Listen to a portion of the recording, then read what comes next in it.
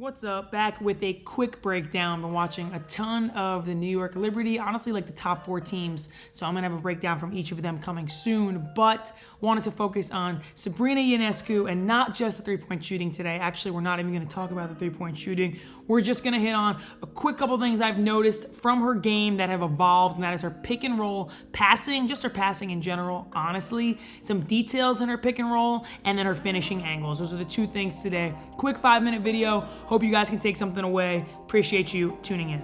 Okay, in these first 3 clips, you're gonna see Sabrina make a pocket pass, which is the staple pass out of a pick and roll situation, typically used against drop coverage, meaning that the screener's defender is giving a little bit of a cushion, trying to protect the drive, protect the rim, and the ball handler defender is going over the screens. That space between the screener and their defender is called the pocket. All right, now that the basics are out of the way, 2 little details and teaching points here that I want to talk about is Sabrina's footwork, which is the skip step, similar to a heavy step, but when Sabrina does it, both feet actually come off the ground, whereas a heavy step, typically that inside foot stays planted. This set of footwork allows her to float the basketball, right? Being able to hang the basketball so she has an extra second to read the coverage. So you'll notice whether she's coming off right or left, that inside foot is the foot that she pushes off of into that skip step. The ball hangs in her pocket for a half second. Her chin goes over her shoulder. This is the second teaching point. So even if she's coming off that screen and it looks like she's going laterally towards the sideline, her chin is always gonna be over her inside shoulder, allowing her to protect the basketball. The skip step buys her time, and now she can read the more aggressive show in these next 2 clips where the roller is open, whether it's the over the top pass and the help is late, or the wraparound pass, which is a high degree of difficulty.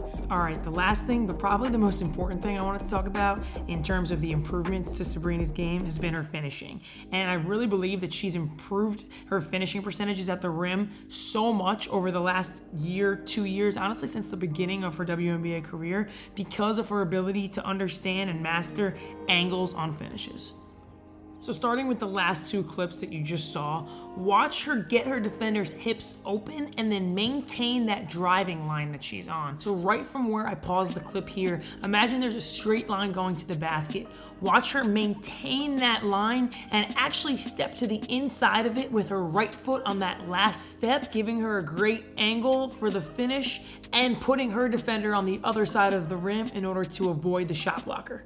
So the next clip is a similar scenario, this time from the right wing, where she gets the big to open their hips. She's able to drop her shoulders and actually get by this time. So instead of having to do a typical right-left finish, she goes off of her first step, or what I would call a goofy finish, which allows her to get the ball up on the rim quicker before that shot blocker can recover. Here's one more example of that first step finish. Watch, she doesn't even have to pick the ball up with 2 hands. She just cups it with the 1 hand, maintains that driving line, and puts the defender in the basket with no opportunity to block her shot.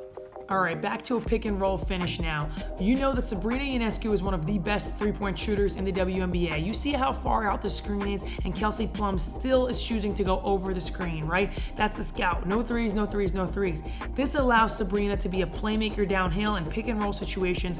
Watch Sabrina use what we call a hostage dribble, where she keeps Kelsey Plum on her back, not allowing her to get back in front, while the screener's defender is worried about Jonquel Jones rolling hard to the basket. Sabrina incorporates everything we've talked about in this video, from the skip step right off of the ball screen, chin to her shoulder, and then maintaining angles on her drives that keep her advantage and allow her to play make while keeping her defender out of the play.